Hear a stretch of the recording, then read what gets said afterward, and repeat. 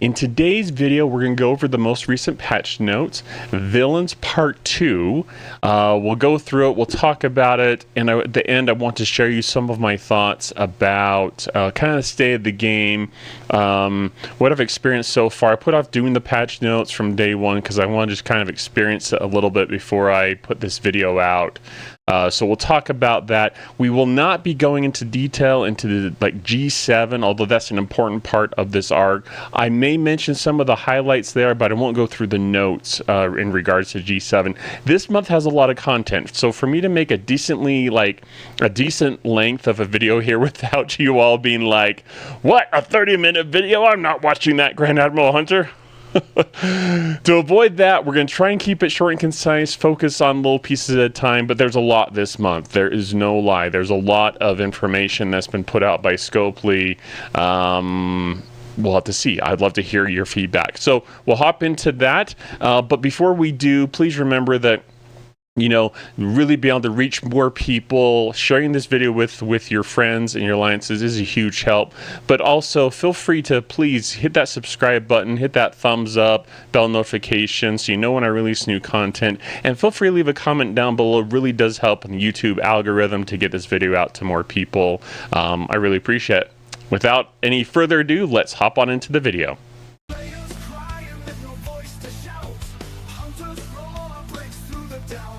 All right, so here we are, Commanders. Villains Part 2 patch notes. I'll try and make sure my camera's out of the way. As you know me, if you watch me for a while, sometimes I like to leave my face up there, but sometimes it does get in the way. So we're going to leave it up for now. Villains Part 2 patch notes. Here we are. It's more of the aggregation, as I call it, the agitation hostiles, and the value that they bring, and certainly frustration. Some of the recent videos I've put out, like last month, a lot of players were like, this stuff is stupid, it's insanely hard to do. It's like you couldn't come, like the only counter was really having the recon locust, the new building upgraded. So for the free-to-play, pretty dang frustrating. So we won't watch the video. Sorry, Beck, no time for you today. Quality of life updates, Gorn Eviscerator, that's great with Kirk's warp range. You should max, and the adjustments they made, you should be able to reach the entire loop, which I think is pretty cool. Okay, so let's start off here. This is pretty cool. I think this is a step in the right direction. I don't think it's exactly where it needs to be. But maybe they're just doing an incremental change to see how it goes, but they're increasing the hostile cap from 2,000 to 2,500. For those of you who don't know, or for those of you who don't hit enough hostiles that it makes a difference, things like getting reputation or loot from hostiles, I'll have people in Alliance chat, they'll be like, hey, is something wrong with the game today? I'm hitting hostiles, I'm not getting any more drops. That's because you hit your cap for the day. I think it's their way to kind of fight bots in the game. Players using bots or cheating things. I don't know. I've never got much into that. But now they're increasing it so you can hit up to 2,500, which I think is great because we have a number of loops like the Monavine is one where you can just leave a ship to auto grind for loot. The Reliant is one. Hopefully the free to play. Hopefully you all have been able to unlock that by now. But I think that's great. Changes, officer updates for Scotty and Mbegna, the Strange New World, Black Ops one, because we have several Mbegnas in the game now. They're shifting their focus from Flashpoint hostiles to Solobon hostiles in the next patch, it says right here. So watch out for that. That will be an interesting, since that arc kind of completely flopped for everyone, or for the general community. I have to be careful because sometimes some people will message me on my YouTube videos and they'll say, you know what, Grand Admiral Hunter, that was fine. I'm not having any problems with the game. But there's people who really get into the game that see some of these major problems and get frustrated with it. So yeah, Trash Point is what I will be calling it from now on. Missions, Dauntless side missions. There's a mission for building the Dauntless, the new ship, which is just right here. Just skip that one if you're not buying it. one person in my alliance said that it was probably a good move by Scopely that they kind of give you an intro to the ship. So when you finally unlock it, you have like the tutorial or whatever for it, which I guess I could kind of see that. So don't worry about that one. It shouldn't impact how many of the new missions you're able to complete for like the event for the month where you have to complete the missions. You should be able to complete all of those with the other missions that it gives you. Okay, so USS Dauntless wants a deception for Voyager, now symbol of Starfleet ingenuity. Transform hostile grinding. It has this seek and destroy ability that is supposed to auto target hostiles. Oh gosh, what can I say about this? Well, the Kirshara artifact, for starters, still doesn't work right. It works for me most of the time when I've used it. I have been like, if you've been on my live stream or if I've interacted with you in Discord, I've mentioned multiple times how it'd be great to have something where the Kirshara could automatically target hostiles for you. And the feedback I always got from other players was, that's great, but Kirshara doesn't work. And if it had to auto-target the closest hostile, it would break even worse. And so I don't know. We're not far enough in for me to get enough feedback from other players on it, but I just wonder. And then like, is this not only going to break while you're hitting your hostiles, but what if there's two Dauntless in the same system, or three? I've had that happen with the Kirshara artifact when I was hitting the Mirror Universe, and it kind of just stopped working and had to retarget, start it all over again. So there's that. I just have really... Scopely has a habit of releasing stuff early. You know what I mean? Like, before it's ready, before it's working. This fills in that same vein. So we'll have to see. You can get stuff, blueprints day one per commander, 15 tiers, 45 plus. You need to have shipyard 45 or greater to get it. It is not, as far as I've been told and talked to other players and looking at the patch notes, it's not designed for G7. So don't get this ship if you're thinking, hey, this is going to help you in G7. They in fact say later on here it has these other abilities for increased damage, apex barriers, extra loot, stuff like that. Let me find where it says it in... The Dauntless is meant for normal galaxy play, while its strengths aren't focused in G7 space. Its ability works towards goals while you continue to explore the margins and beyond. The margins G7, right? Okay, so don't count on that being something that's going to help you. So if you're far into G6, this isn't going to help you that much. And we won't... Oh my gosh, the new locks or the new reputation levels, my understanding is that you need 9 trillion for the next rep level. We can look at that in game at some time, but I think there's only one lock, and that's at 300 trillion. And so it's going to kind of change how some people do rep grind. I don't think the Mirror Universe is going to cut it anymore. It's going to have to be in these in G7 space, essentially. Let's call it that for simplicity's sake. So anyways, we can go over the loop in another video, but if you decide to get it free to play, it's going to be probably the typical 100 days. It looks like there's some events to kind of help a little bit with that, offset it a little bit. Probably not going to be too noticeable, but watch out for those and try to take advantage of those if you're trying to unlock the ship and the benefits that come with it. We'll have to see what it's like, but you go out, like, you hit hostiles, you get loot, you turn that loot in, you do the research. So this video, we won't go into any more detail on that, but that's kind of the basics with any loop, I guess. With Scopely, is go hit the hostiles and then you're done. So we'll have to see. We'll have to see what it's going to be like. I expect there's going to be problems. Let's see, benefits.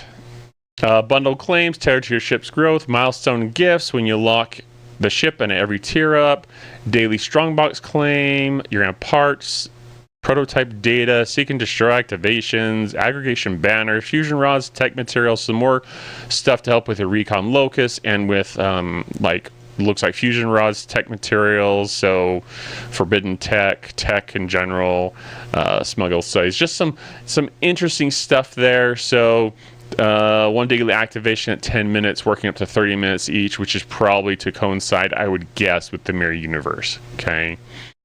Dauntless expansion, multiple researches for the ship to make it more effective, make it stronger, and all of those things. All right. Epic Officer, Gul Dukat. He's like superior bad guy, DS9, right? So he would be pretty cool to unlock just to have him. Can I just say real quick, I know the video is probably going to run long because I keep going on these tangents, so hopefully you forgive me. But when attacking a station, increase shots by X%. I'm sorry, but in today's game, maybe this will change with G7. I don't know. But it seems like most bases can be cracked, or I guess maybe not the big whales or someone's got some good research. Maybe that's a different thing. But I feel like that when you're attacking a station, right, for the most part, this is during incursions. And you're attacking it so you can get resources, right? Well, I was talking with a couple of people in my alliance today, and it was like, where's the excitement for base trading? It's gone. Those in G6 and above now, I guess we can call it G6 and above, but the farther you get into the game, the less interesting it gets, because what you really need in G6 is all that Sigma materials. Well, I guess I should say resources, use the right word there. But you need the Sigma Trit, you need the Sigma Steel and all that. But as the current setup is set up in the game, you have to get through all of the regular resources before you can get to the Sigma stuff. So maybe Scopely needs to think about some system, a refit, a research for G6 only, something like that, that will make it so that you can actually, and I think this makes a lot of sense, to get to, even if it's a small amount of their Sigma, you should be able to raid that. Because right now I don't like doing incursions, because I'm like, what's the point? What's the point? Alrighty, there's my tangent. There's my little offshoot there. And then, he's going to have reducing player critical chance by X%, scales by tier. Then there's projectile, micro torpedo barrage designed with dauntless loops in mind, pushes faster PvE clears with a hefty 150% damage versus non-armada hostiles. Pair it with Seek and Destroy to harvest more sooner. Okay, so that's something as well. And then the battle pass. Community corner, we won't go much into that. And then there's known releases, but I guess Hammy and Simpali are doing some kind of personality quiz. Everyone who's entered in the drawing will be one of 3 $99 packs. So look into that if you think it's worth your time. Okay. I'm going to take the last minute or two here, try and be brief, because I know the video's gone long because I have ranted about a couple of things. Want to talk about the state of the game. Mention G7 just really briefly, even though we won't go into detail in this video. The question that I would ask, that I've asked myself, and I think the community has to ask them, each of themselves, everyone has to ask themselves, right? They have to say, can Scopely turn things around? This month so far, now there's some stuff in G7 with some of the stuff it sounds like they're trying to do to involve more of the community. They have this G7 the margins section of space, for example, that looks like there's some things you can run, and we'll talk about these in another video, where you can involve more of your alliance, and that does seem interesting.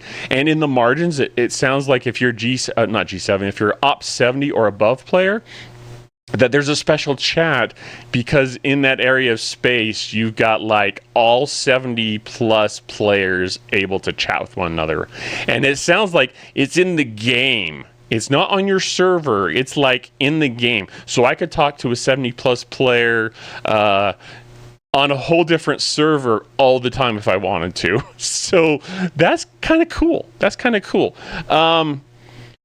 The worry I have this month is, so far, and we'll see how the rest of the month goes and how the next month or two goes, but so far it has been a huge push for G7 and everything that goes along with it, the hostiles, the space.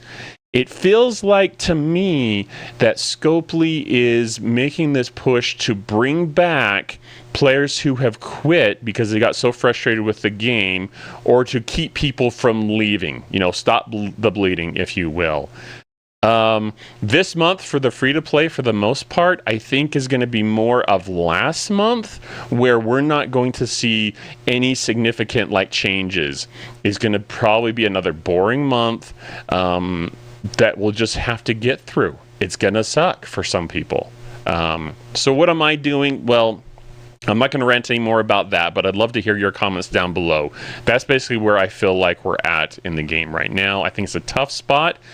I think if Scopely's going to change it, they haven't shown any signs that I've seen that they're changing anything drastically that's going to impact the game in a positive way. Where we feel like the players are being listened and heard, and Scopely isn't constantly shoving these packs down our throat, because that's what it feels like. If you've seen the number of heroics and SLBs, it's nuts. They are just pushing. And once again, this content G7 wasn't supposed to release until next year.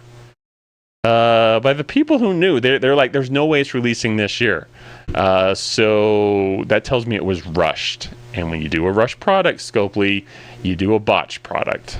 So it just tells me they're really trying to get as much out of the players as they can. So that's my 2 cents. For me, what am I trying to do? I'm trying to just, I'm just going to take it one day at a time, try and enjoy hanging out with my alliance mates, hanging out with people on my live stream, and then we'll see.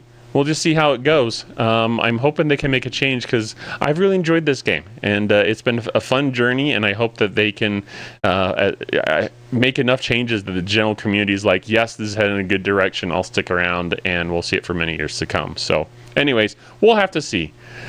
Once again, sorry about the video on my multiple rants. Hopefully it was helpful, interesting, but hopefully you can share some of your comments down below, and we can have a good discussion going to let Scopely know, hey, we need some changes so this game continues to be a healthy, thriving game for everyone. So anyways, live long and prosper, my friends, and we'll talk to you next time.